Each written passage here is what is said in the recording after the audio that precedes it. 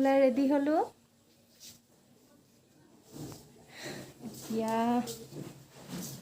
ছোৱালীজনী মাৰ কোচত আছে, মানুহজনে কলডিল পাৰিবলৈ গৈছে।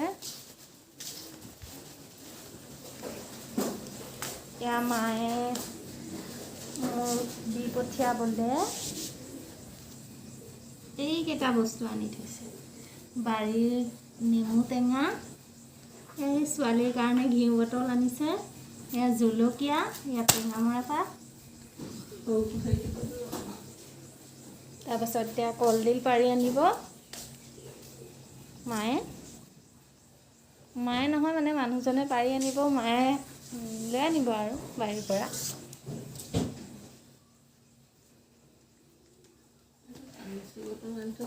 এতিয়া এয়া মিচিৰি বটল আনি থৈছিলে মায়ে ছোৱালীৰ কাৰণে।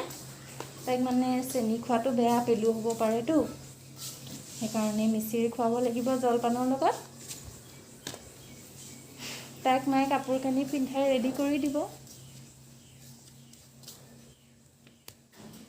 এয়া মানুহজনে কলডিল পাৰি আনিলে, লুকাইছে, লাজ লাগে বোলে ওলাবলৈ, লুকাই দিলে। এতিয়া আমি যাবলৈ ওলালোঁ। এজনী কুহি কাপোৰ কানি পিন্ধাই দিলোঁ আৰু।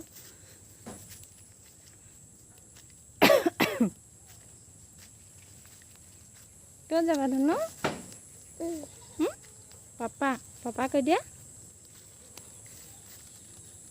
পাপা কোৱা, পাপাক মাতা, মাতা।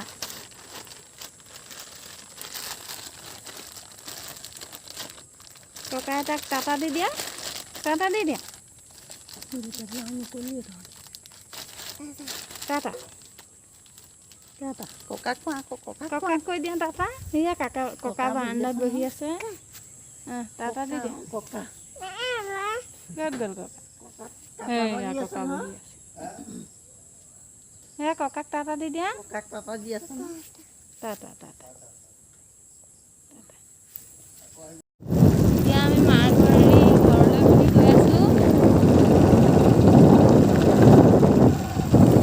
ছোৱালী মাজতে বহি আছে, তাই বেলেগ ফূৰ্তি আৰু বাইকত উঠিবলৈ